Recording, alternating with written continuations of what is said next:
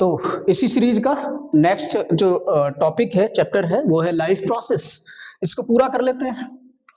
Life process class 10th का biology का पहला चैप्टर है। और पहले तो यही जानते हैं कि लाइफ प्रोसेस कहते किसको है। वो ऐसा प्रोसेस, ऐसा कोई काम जिसकी वजह से लिविंग ऑर्गेनिज्म के अंदर लाइफ एग्जिस्ट करती है, लाइफ होती है, उसको हम लाइफ प्रोसेस कहेंगे। ऐसा कोई भी काम जिसकी वजह से लाइफ होती है। ऐसे कौन कौन से 4 काम हैं? सबसे पहला काम है, हर इंसान को, हर एक जानदार को, हर एक ऑर्गेनिज्म को चाहिए खाना। और उस खाने के लिए जिसका नाम, जो टर्म हम देते हैं, वो देते हैं न्यूट्रिशन। न्यूट्रिशन एक ऐसा प्रोसेस है, खाना लेना, खाना खाना, उससे एनर्जी को यूटिलाइज करना, ये न्यूट्रिशन का पार्ट है। और न्यूट्रिशन एक ऐसा प्रोसेस है जो हर एक ऑर्गेनिज्म की जरूरत है। अगर किसी ऑर्गेनिज्म में न्यूट्रिशन नहीं होगा तो उसे एनर्जी नहीं मिलेगी। अगर उसे एनर्जी नहीं मिलेगी तो होगा ये कि वो, जाहिर सी बात है, लो एनर्जी की वजह से काम नहीं करेगा, डाई आउट कर जाएगा, लिविंग नहीं रहेगा, डेड हो जाएगा। तो सब हम समझ पाए न्यूट्रिशन इंपॉर्टेंट है। दूसरा टॉपिक हमको समझना है, अब हमने खाना तो खा लिया, वो खाना गया मेरे पेट में, या किसी भी ऑर्गेनिज्म ने खाना खाया तो वो कहाँ गया? वो उसके स्टमक में चला गया, वो उसके इंटेस्टीन में चला गया, वो उसके लार्ज इंटेस्टीन में चला गया और फिर बॉडी से बाहर चला गया। सवाल ये है कि जो उसने खाना खाया, किसी भी ऑर्गेनिज्म ने, तो उस खाने का आगे क्या हुआ? उस खाने का, जाहिर सी बात है, एनर्जी बॉडी के अंदर बनी होगी, और खाने से एनर्जी का बनना कहलाता है रेस्पिरेशन। ये एक ऐसा प्रोसेस है जो ऑक्सीजन के प्रेजेंस में होगा, और जब ये ऑक्सीजन के प्रेजेंस में होगा तो इसमें हमें सांस लेनी होगी। यानी रेस्पिरेशन का एक इनबिल्ड प्रोसेस है, और वो प्रोसेस ये है कि हमें इनहेल करना पड़ेगा या फिर एक्सहेल करना पड़ेगा। इनहेल और एक्सहेल करना पड़ेगा। इसका मतलब ये होता है कि हमें ब्रीदिंग करनी होगी। ये एक इंपॉर्टेंट लाइफ प्रोसेस है, ब्रीदिंग। तो 2 प्रोसेस हमें समझ में आए। हर एक ऑर्गेनिज्म के लिए जरूरी है कि वो खाना खाए, हर एक ऑर्गेनिज्म के लिए जरूरी है कि वो सांस ले, ताकि उसके बॉडी में ऑक्सीजन जाए, और वो ऑक्सीजन फिर खाए हुए खाने को जलाए और उससे एनर्जी हमारी बॉडी में मिले। लेकिन अब भी सवाल बाकी है। अब सवाल ये बाकी है कि मेरे पैर के अंगूठे को एनर्जी कैसे मिलेगी, मेरे ब्रेन को एनर्जी कैसे मिलेगी? खाना मैंने खाया है स्टोमक में, खाना मैंने लिया है अपने पेट में, इंटेस्टीन में, लार्ज इंटेस्टीन में। अब सवाल ये पैदा होता है कि ये खाना मेरे ब्रेन में कैसे पहुंचा, ये खाना मेरे हाथों में कैसे है, इस खाने से मैं बोलने की ताकत कैसे ला रहा हूं? यानी मैंने जो एनर्जी हासिल की है उसका एक प्रोसेस है, वो रेस्पिरेशन है, ठीक है। लेकिन अब बॉडी के हर एक पार्ट तक खाने का पहुंचना, हर एक पार्ट तक एनर्जी का पहुंचना, इसका मतलब ये हुआ कि स्टमक से लेकर बॉडी के हर एक पार्ट तक ट्रांसपोर्ट करना पड़ेगा। क्या करना पड़ेगा? ट्रांसपोर्ट करना पड़ेगा। अगर ट्रांसपोर्ट कराओगे तो इस प्रोसेस को कहोगे ट्रांसपोर्टेशन। बायोलॉजी की एक छोटी सी बात मैं आपको बताता चलूं कि जहां भी आपको मिलेगा TION, ये एक प्रोसेस ही होगा। जिस भी टर्म में आपको शन मिले, इसका मतलब ये एक प्रोसेस है। जैसे न्यूट्रिशन एक प्रोसेस है, रेस्पिरेशन एक प्रोसेस है, ट्रांसपोर्टेशन एक प्रोसेस है। ठीक है सर, इतनी चीजें बहुत जरूरी हैं किसी भी ऑर्गेनिज्म के लिए सरवाइव करने के लिए। न्यूट्रिशन जरूरी है, सांस लेना जरूरी है, और जो एनर्जी बनी उसका पूरी बॉडी में जाना जरूरी है। लेकिन एक चीज अभी भी हमें याद रखनी है, या एक चीज और समझनी बाकी है, वो ये है कि हमारी बॉडी सिर्फ इन 3 कामों से नहीं, एक चौथा और इंपॉर्टेंट काम ये है, जो प्रोसेस रह गया है, वो ये है कि बॉडी के अंदर बना हुआ वेस्ट, उसको हमें एक्सक्रीट करना है, रिमूव करना है। बॉडी के अंदर से वेस्ट को रिमूव करने को हम एक्सक्रीशन बोलते हैं। इस तरह हम इस नतीजे पर पहुंचे कि किसी भी लिविंग ऑर्गेनिज्म के लिए 4 चीजें बहुत जरूरी हैं: न्यूट्रिशन, रेस्पिरेशन, ट्रांसपोर्टेशन और एक्सक्रीशन। एक्स का मतलब होता है बाहर। अक्सर हम समझते हैं एग्जिट, उसका मतलब क्या हुआ? बाहर। तो उसी से ये टर्म क्रिएट होता है। एक्सक्रीट का मतलब होता है बाहर निकालना, एक्सक्रीशन मतलब एक ऐसा प्रोसेस जिससे बाहर निकलेगा। तो एक्सक्रीशन क्यों बनता है सर, है क्या ये? जितनी भी बॉडी में वेस्ट है, आप क्लास में आते हैं, क्लासरूम डेली साफ होता है, उसके बावजूद भी गंदा हो जाता है। क्यों? क्योंकि क्लास में कोई एक्टिविटी हो रही है। आप अपने घर में रहते हैं, रोजाना सफाई होने के बावजूद भी कूड़ा है। वजह? क्योंकि वहां कोई एक्टिविटी हो रही है। आप यहां तक कि अपनी मसाजिद में जाएं, आप मंदिरों में जाएं, वहां भी सफाई होती है। क्यों? क्योंकि वहां भी एक्टिविटी हो रही है। और जब भी एक्टिविटी होगी, ये तय है कि वहां असल काम के अलावा कुछ वेस्ट भी जनरेट होगा, कुछ कूड़ा भी जनरेट होगा, कुछ कचरा भी जनरेट होगा। ऐसे ही हमारी बॉडी में, चूंकि आपने 3 काम किए हैं, आपने न्यूट्रिशन कराया अपनी बॉडी को, आपने अपनी बॉडी को रेस्पिरेशन कराया, आपने अपनी बॉडी को ट्रांसपोर्टेशन कराया, तो इन 3 कामों के होते हुए हमारी बॉडी में कुछ वेस्ट भी जनरेट हो जाते हैं। उन वेस्ट को बॉडी से बाहर निकालना भी इंपॉर्टेंट है।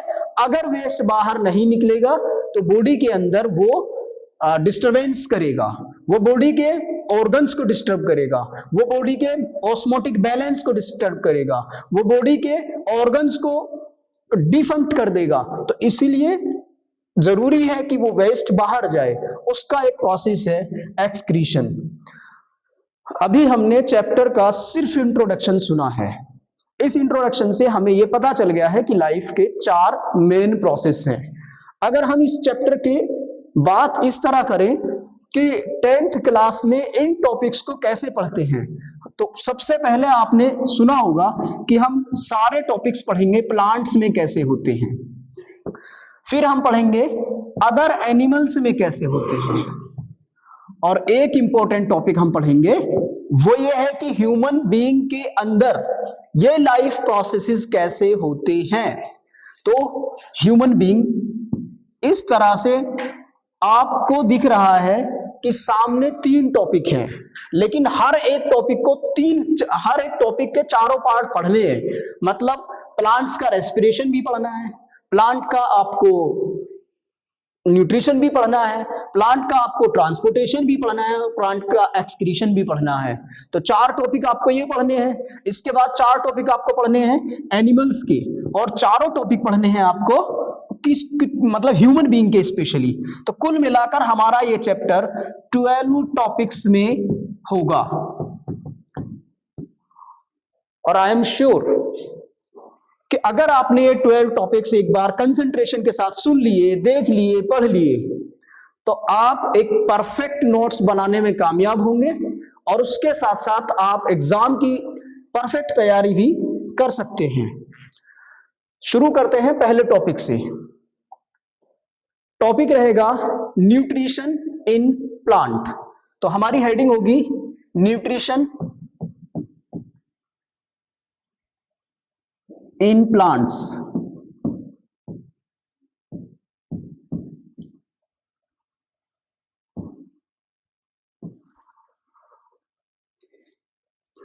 इस टॉपिक को समझने के लिए जरूरी है, पहले तो ये बताइए कि प्लांट खाना कहां से खाता है। क्या प्लांट अपने पास माउथ रखता है? क्या प्लांट्स कहीं से निवाले तोड़कर खाता है? ऐसा तो नहीं है। तो फिर कैसे? प्लांट्स के पास उसके क्रिएटर ने, उसके बनाने वाले ने एक खास किस्म की प्रोसेसिंग रखी है, और वो खाना बाहर से किसी दूसरे ऑर्गेनिज्म से नहीं लेता है। वो एक प्रोड्यूसर कहलाता है। वो प्रोड्यूसर कहलाता है, इसका मतलब ये खाना कहीं से कंज्यूम नहीं करता, बल्कि खुद बनाता है। ये खाने को प्रोड्यूस करता है। कैसे प्रोड्यूस करता है?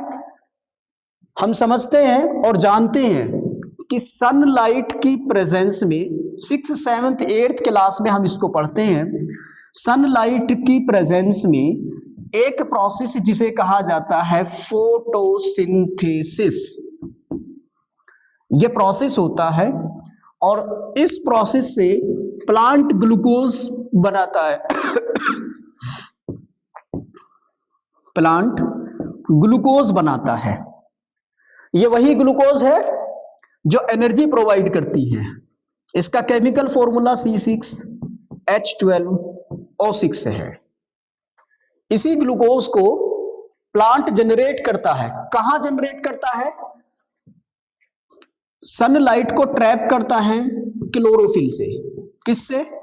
क्लोरोफिल से। कहां ट्रैप करता है? लीव्स के अंदर, पत्तियों के अंदर प्लांट अपना खाना बनाने की प्रोसेस करता है। कैसे प्रोसेस करता है? उसको सनलाइट को ट्रैप करना होता है। जब सनलाइट ट्रैप हो जाती है तो कौन ट्रैप करता है? एक मॉलिक्यूल जिम्मेदार है, एक केमिकल जिम्मेदार है, एक पिगमेंट जिम्मेदार है। इस पिगमेंट का नाम है क्लोरोफिल। पिगमेंट को हम केमिकल भी मतलब कहते हैं। कहां पाया जाता है? जनरली लीव्स में पाया जाता है, लेकिन इसको हम दूसरा नाम भी दे सकते हैं। जो ग्रीन पार्ट्स होते हैं बॉडी प्लांट के, ग्रीन पार्ट्स, उनमें ये पाया जाता है। ग्रीन पार्ट्स कौन से सर?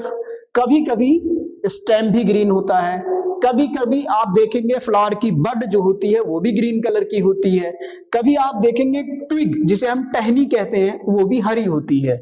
अगर स्टेम या ट्विग या फिर फ्लावर ग्रीन है तो इसका एक ही मतलब है कि वहां पर क्लोरोफिल पाया जाता है, और इस क्लोरोफिल की वजह से वहां फोटोसिंथेसिस होता है जो ग्लूकोज बनाता, जिससे प्लांट को ग्लूकोज बनाने में आसानी होती है। अब इस चीज को समझने के लिए एक केमिकल रिएक्शन को समझते हैं। यह होता कैसे है? प्लांट हवा में, प्लांट की पत्ती हवा से, एटमॉस्फेयर से कंज्यूम करती है CO2। इसके साथ ये रूट से एब्जॉर्ब करती है वाटर। तो प्लांट की पत्ती को CO2 भी मिल गया और वाटर भी मिल गया। सनलाइट की एनर्जी को ट्रैप किया किसने? सनलाइट एनर्जी को ट्रैप किसने किया? क्लोरोफिल ने। क्लोरोफिल कैसी होती है? ग्रीन होती है। क्लोरोफिल कैसी होती है? ग्रीन। अभी मैं बता रहा हूं ये एक पिगमेंट है, ये एक पिगमेंट है, और पिगमेंट उसको बोलते हैं जो कलरफुल केमिकल होता है, जो कलरफुल केमिकल होता है। क्या मतलब है सर? इसका मतलब आप ये कह सकते हो कि कोई पिगमेंट रेड भी हो सकता है। हाँ, हो सकता है, उसको हम रोडोफिल बोलते हैं। कोई पिगमेंट ब्राउन भी हो सकता है, यस, उसको हम थियोफिल बोलते हैं। तो ऐसे बहुत सारे हमारे पास फिल पाए जाएंगे। फिलहाल हम यहां ये देखें कि क्लोरो का मतलब होता है ग्रीन। क्लोरो एक ऐसा टर्म है, बायोलॉजी को समझने का सबसे आसान तरीका मैं आपको कई बार बता चुका हूं। क्लोरो का मतलब होता है ग्रीन, और वो तरीका ये है कि आप वर्डिंग को ब्रेक डाउन कर दीजिए, आप शब्द तोड़ दीजिए, बाकी सब अपने आप समझ में आ जाएगा। तो यहां क्या हुआ है? एक वर्ड है क्लोरोफिल, उसको मैंने तोड़ा है। फिल का मतलब एक पिगमेंट होता है, क्लोरो का मतलब ग्रीन होता है। तो कोई ग्रीन पिगमेंट है जिसने सनलाइट की एनर्जी को ट्रैप कर लिया है, भर लिया है और केमिकल एनर्जी में बदल दिया है। उसकी वजह से वो इन दोनों को, CO2 और H2O को मिक्स कर देगा। जब ये दोनों मिक्स हो जाएंगे, कौन कौन? CO2 और H2O, ये जब मिक्स हो जाएंगे तो एक कंपाउंड बनाएंगे।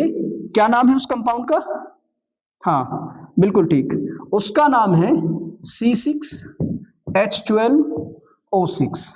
इसे कहा जाता है ग्लूकोज। अभी हम थोड़ी देर पहले जिक्र भी कर रहे थे। हाँ, इस ग्लूकोज के साथ साथ पत्ती ऑक्सीजन भी रिलीज करती है। जब पत्ती ऑक्सीजन रिलीज करती है तो ये लीजिए, कहां रिलीज करेगी? एटमॉस्फेयर में रिलीज करेगी। तो फोटोसिंथेसिस के लिए दो चीजें जिम्मेदार हैं, एक CO2 होना, एक H2O होना, इसके साथ सनलाइट का होना और क्लोरोफिल का होना। इन चारों चीजों से मिलकर के दो इंपॉर्टेंट प्रोडक्ट बनेंगे। एक का नाम है ग्लूकोज, दूसरे का नाम है ऑक्सीजन। ग्लूकोज भी जरूरी है क्योंकि इसमें एनर्जी फिल है, और ऑक्सीजन इसलिए जरूरी है क्योंकि ये हर एक ऑर्गेनिज्म को रेस्पिरेशन कराएगी। अब ये ऑक्सीजन आ जाती है प्लांट के बाहर। यहां मैं आपको एक छोटा सा कंसेप्ट क्लियर करता चलूं। पौधे दिन भर इस प्रक्रिया को करते हैं, पौधे दिन भर, प्लांट्स दिन भर इस प्रोसेस को करते हैं। और अगर दिन में, डे टाइम में, सनलाइट में, आप देखिए डे टाइम की हम बात कर रहे हैं, तो तो डे टाइम के अंदर सनलाइट होती है और सनलाइट होगी तो ये प्रोसेस चलता रहेगा, ये प्रोसेस होगा तो ऑक्सीजन बनती रहेगी। अब पौधे अपना खाना जो बना चुके इसको कंज्यूम भी करते हैं। कब कंज्यूम करेंगे? रात में कंज्यूम करेंगे। कैसे कंज्यूम करेंगे तो वो नेक्स्ट टॉपिक होगा, उसमें कंज्यूम में ये आएगा कि उसने जो ग्लूकोज बनाई है उस ग्लूकोज को C6H12O6 इसी ग्लूकोज को ऑक्सीजन की प्रेजेंस में ब्रेक डाउन करेंगे और क्या क्या बनाएंगे? वो बनाएंगे CO2 प्लस H2O। ये काम कब हो रहा है? रात में। मैं फैक्ट क्या समझाने जा रहा हूं कि अगर पीपल का पेड़ है, पीपल का पेड़ बड़ा पेड़ होता है, छोटे पेड़ की मैं बात नहीं कर रहा हूं, मैं बड़े किसी एक पेड़ की बात कर रहा हूं। वहां पर अगर रात को सोया जाए तो होगा ये, चूंकि प्लांट्स रात में क्या कर रहे हैं? एनर्जी हासिल कर रहे हैं। और एनर्जी हासिल करने के लिए कौन सा प्रोसेस बताया था मैंने? रेस्पिरेशन बताया था पहली बार। ठीक ठीक, तो जो रेस्पिरेशन मैंने बताया था उससे हमें ये मालूम हुआ कि ये CO2 रिलीज करते हैं रात में। पौधे रात में कार्बन डाइऑक्साइड रिलीज करते हैं और बड़ा पौधा होगा तो बड़ी अमाउंट में रिलीज करेगा, उसके चारों तरफ CO2 की अमाउंट बहुत ज्यादा हो जाएगी। उसके नीचे सोने वाले जो भी आदमी होंगे, जो भी इंसान होंगे, उनके दम घुटेगा और जब दम घुटेगा तो वो हड़बड़ा कर उठेंगे, उन्हें लगेगा जैसे कोई भूत आसपास में आया हो। तो रात में पीपल का पेड़ हो या कोई बड़ा पेड़ हो, उसके आसपास नहीं सोना चाहिए। उसकी ये साइंटिफिक वजह है कि वहां ऑक्सीजन का लेवल कम हो जाता है और CO2 का लेवल बढ़ जाता है। CO2 बढ़ जाती है तो दम घुटने लगता है, जिसकी वजह से आदमी हड़बड़ा कर उठेंगे, है ना। तो इसको मुझे थोड़ा सा समझाना था। वापस इस टॉपिक पर आते हैं। यहां से 4 एक्सपेरिमेंट होते हैं जो ये प्रूव करते हैं कि CO2 जरूरी है, ये प्रूव करो, H2O जरूरी है, ये प्रूव करो। अच्छा, ये प्रूव करने के लिए, ये साबित करने के लिए जो क्वेश्चंस आते हैं ये आपके प्रैक्टिकल एग्जाम में आते हैं और वो जाहिर सी बात है प्रैक्टिकल से ही ज्यादा समझ में आएंगे। अभी हम एग्जाम में क्रैश कोर्स कर रहे हैं, सिर्फ इतना जितना हमें बोर्ड के एग्जाम के लिए जरूरी है उतना हम पढ़ेंगे, उससे ज्यादा पढ़ेंगे तो फिर ज्यादा टाइम वेस्ट होगा। अब नेक्स्ट टॉपिक अभी जो हम चला कर रहे थे वो था रेस्पिरेशन।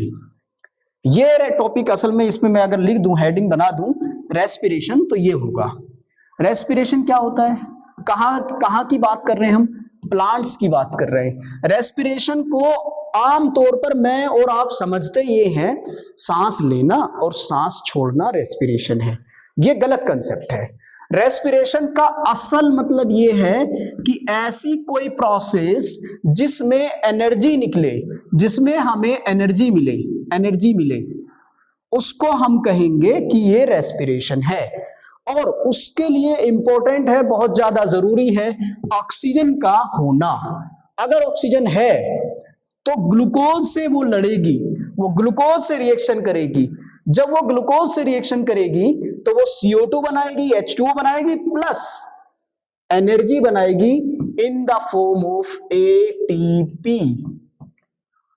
चाहे प्लांट्स हो चाहे एनिमल्स हो, सब में एनर्जी के लिए एक करेंसी है। जैसे मैं और आप दुकान पर जाने के लिए, कुछ खरीदने के लिए, कहीं भी जाने के लिए करेंसी का, नोट का इस्तेमाल करते हैं, ऐसे ही पेड़ किसका इस्तेमाल करते हैं? पेड़ इस्तेमाल करते हैं एक केमिकल का। उस केमिकल का नाम होता है, शॉर्ट में ATP बोलते हैं, डिटेल्ड में उसे कहेंगे एडिनोसिन ट्राइफॉस्फेट।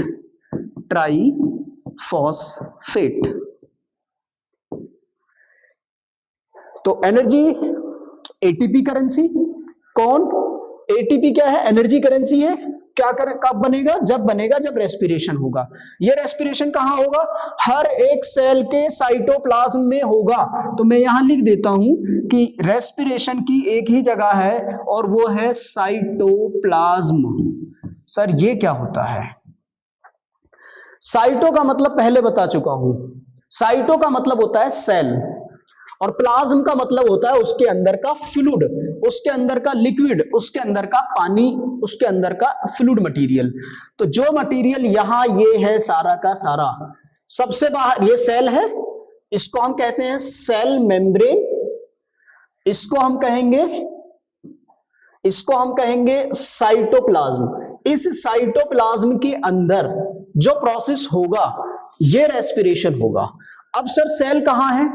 पूरी बॉडी में, ब्रेन में भी सेल है, अगर हम प्लांट्स की बात करें तो प्लांट्स में भी सेल है, अगर हम बात करें किसी और एनिमल की तो उसमें भी सेल है। ह्यूमन बीइंग मतलब हर एक लिविंग ऑर्गेनिज्म बना किसका है? सेल का बना है। और मिलियंस ऑफ मिलियंस सेल हैं, करोड़ों सेल हैं।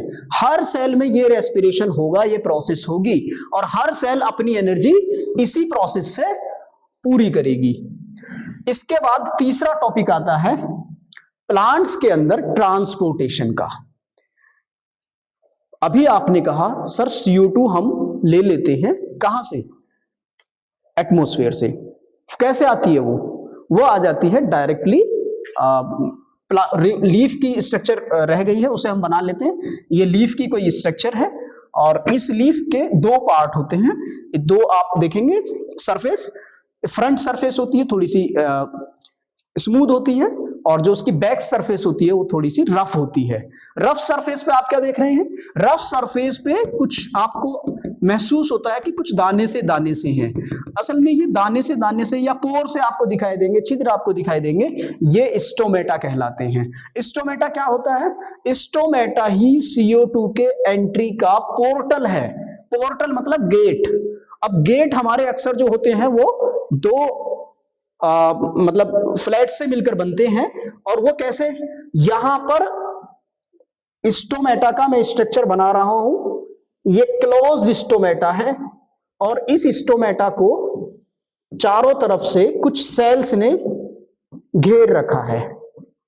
इसमें कोई आपको पोर दिखाई नहीं देगा, लेकिन जब ये ओपन होगा, अभी ये इस शेप में है, जब ये ओपन होगा तो ये वाली सेल श्रिंक करेंगी और इस तरह का अपना शेप बना लेंगी। अब इन सेलों के बीच में आपको क्या दिखाई दिया? एक पोर आपको दिखाई दे रहा है। बाकी ये क्या है? ये इसकी साइड वाली सेल्स है ना। तो हमें इंपॉर्टेंट क्या याद रखना है? गार्ड सेल्स याद रखनी है। किसकी? स्टोमेटा की। इसको कहते हैं हम, यहां पर ये स्टोमेटा क्लोज्ड है, इसको हम कहेंगे स्टोमेटा।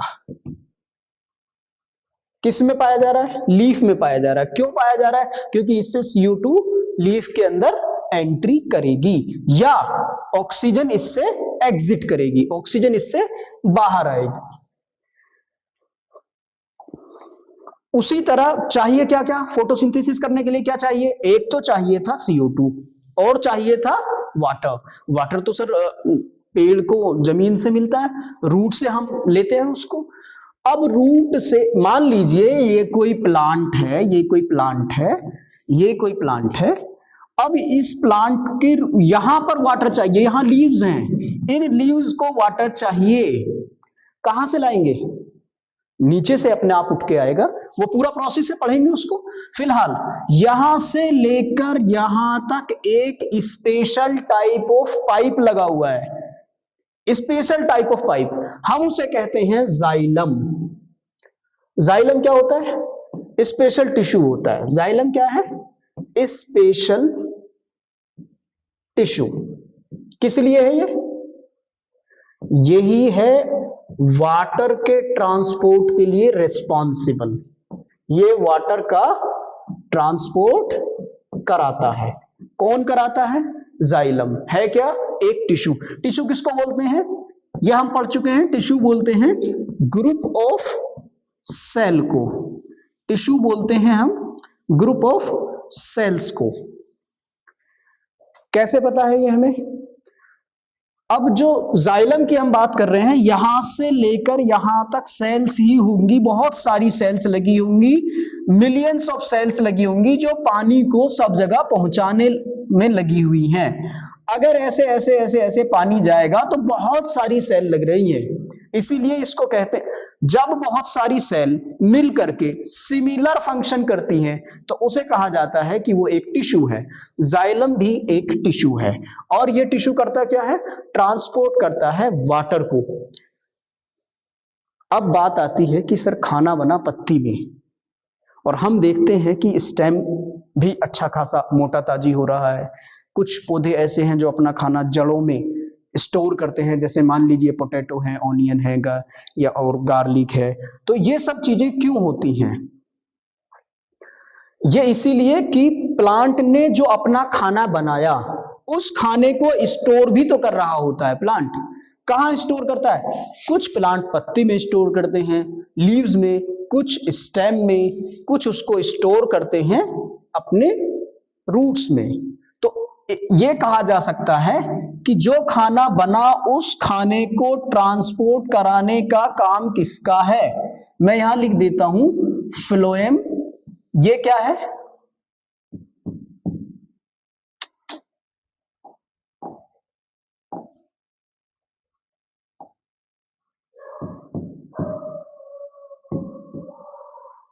ये एक टिश्यू है। ये करता क्या है? ये ट्रांसपोर्ट करता है फूड को, स्पेशली किसको? ग्लूकोज को। कौन ट्रांसपोर्ट करता है? फ्लोएम नाम का टिश्यू ट्रांसपोर्ट करता है। तो प्लांट के अंदर ट्रांसपोर्ट के लिए रेस्पॉन्सिबल है जाइलम और रेस्पॉन्सिबल है फ्लोएम। That's it. ये इतना ही है। 3 चीजें हमने पढ़ ली हैं। प्लांट्स में हमने न्यूट्रिशन पढ़ा है, प्लांट्स में हमने रेस्पिरेशन पढ़ लिया है, और प्लांट्स में हमने ट्रांसपोर्टेशन पढ़ लिया है। आखिरी टॉपिक है जो प्लांट्स का हमें पढ़ना है, वो है एक्सक्रीशन इन प्लांट्स। इसको बेसिकली बहुत छोटा सा टॉपिक है और आसानी से समझ में आता है।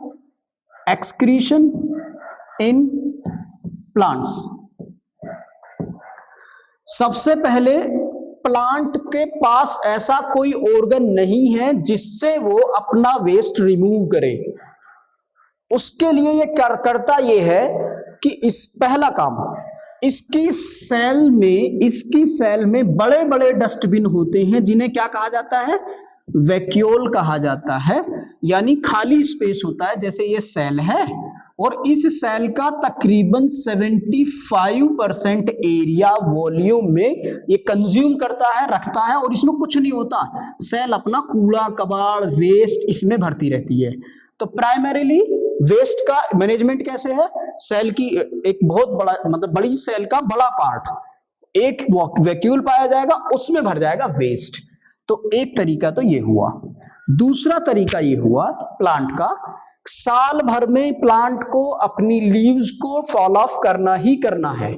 वो इसलिए करती है कि पत्ती में बहुत सारा वेस्ट जनरेट हो जाता है, फिर वो पत्ती किसी काम की नहीं रहती, उसको सुखा दिया जाता है, गिरा दिया जाता है। वो केमिकल खुद उसको काम करने नहीं देते। वो पत्ती जब गिर जाती है तो इसका मतलब प्लांट का वेस्ट भी नीचे गिर गया। तो मतलब सूखी हुई पत्तियां जो हैं वो प्लांट का वेस्ट लेके गिर गई हैं। तो प्लांट के लीव्स के थ्रू जो हम लिखते हैं लीव्स फॉलिंग, ये क्या करेंगी?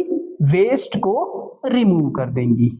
तीसरा इंपॉर्टेंट, जो आपने कभी महसूस भी किया हो, समझा भी हो, किसी पेड़ को कट कर दो, वहां से रेजिन निकलेगी, वहां से गोंद निकलेगी, हो सकता है वहां से दूध जैसा मिल्की कुछ निकले। ये सब क्या है? ये सब प्लांट के वेस्ट मटेरियल हैं। तो मैं यहां लिख सकता हूं रेजिन, मैं लिख सकता हूं आपका इसमें मिल्की वाटर, और मैं लिख सकता हूं इसमें गम, गोंद जिसको बोलते हो। ये सारी चीजें प्लांट्स को, प्लांट के एक्सक्रीशन में हेल्प करती हैं। प्लांट अपना सारा वेस्ट मटेरियल इन सब चीजों से बाहर निकालता है, और जब निकल जाता है तो चौथा प्रोसेस एक्सक्रीशन भी कंप्लीट हो जाता है। आज हमने 4 चीजें पढ़ी। एक हम पढ़ रहे थे न्यूट्रिशन इन प्लांट्स, दूसरा हमने पढ़ा एक्सक्रीशन इन प्लांट, एक हमने पढ़ा रेस्पिरेशन इन प्लांट, एक हमने पढ़ा ट्रांसपोर्टेशन इन प्लांट। समराइज इस तरह से करते हैं, समराइज इस तरह कर लीजिए कि जब आप कोई चीज खाना वाना खा रहे हैं तो जाहिर सी बात है उससे एनर्जी मिलेगी, इसका मतलब रेस्पिरेशन होगा, और जब ये खाना और एनर्जी होगी तो ये पूरी बॉडी में पहुंचानी है, इसके लिए ट्रांसपोर्ट का होना जरूरी है, और जब ट्रांसपोर्ट होगा, ये तीनों काम होंगे तो बॉडी के अंदर वेस्ट जनरेट होगा, उस वेस्ट को निकालना भी जरूरी है जिसे हम एक्सक्रीशन कहते हैं। तो ये 4 टॉपिक हैं। मैं समझता हूं अपनी तरफ से कि मैंने आपको समझाया, आप समझ पाए। आज के लिए इतना ही। Good bye, see you soon.